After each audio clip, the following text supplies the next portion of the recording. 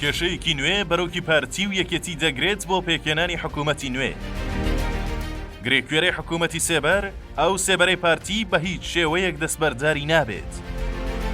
دوای نزیکەی جەکۆبوونەوە لە نێوان شاندیباڵەی پارتی و یەکێتی کەچی هێشتا ڕێککەوتنی کۆتاییان ڕانەگەیاندووە، هەردوو لە دەڵێن نزیکین لە ڕێککەوتن، بەڵام هێشتا حکوومەت پێک نەهاتووە. بەپێی زانیاریەکانی تیوار، پارتی و یەکێتی لەسەر تەواوی خاڵەکانی ڕەشنووسی ڕێککەوتنەکەی نێوانیان گەیشتونەتە لێکگەیشتن، جگە لە یەک بابەت نەبێت کە ئەو بابەتەش بەلای یەکێتیەوە هێڵی سوورە و نایەوێت لەم کابینەیە هەمان کێشە بەرەوکی تیمی یەکێتی بگرێتەوە. ئەو کێشەیەش نەمانی حکوومەتی سێبەرە لە کابینەی داهاتوودا کە تا ئەم چرکەساتەش پارتی بڕوای بەوە نەهێناوە کە یەکێتی دەڵێت حکوومەتی سێبەر هەیە و دەسەڵاتی لە وەزیر و کار بەدەستە باڵاکان زیاترە. یەکێتی داوا دەکات جگە لە سەرۆک و جێگر و وەزیر و بریکارەکان کەس دەسەڵاتی لە حکوومەت و ئەنجومەنی وەزیران نەبێت. ئەم داوایەشی لە نیگەرانیەوە دێت لە کابینەی پێشوو کە سەرۆکی دیوانی ئەنجومەنی وەزیران و چەند پۆستێکی دیکە دەسەڵاتی زۆریان هەبووە.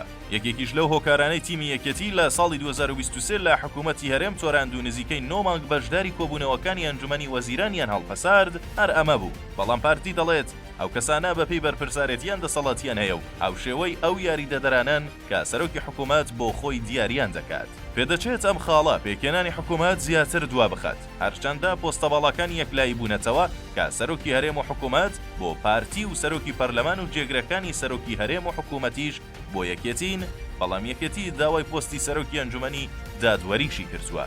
هەرچی سەبارەت بە وەزارەتەکانی حکوومەتی هەرێمی کوردستانە بڕیارە 8 وەزارەت بۆ یەکێتی و 13 وەزارەت و دەستە بۆ پارتی بن کە پێدەچێت پارتی لە پشکی خۆی چەند پۆستێک بدات بە حیزبە بچووکەکان و پێکهاتەکان.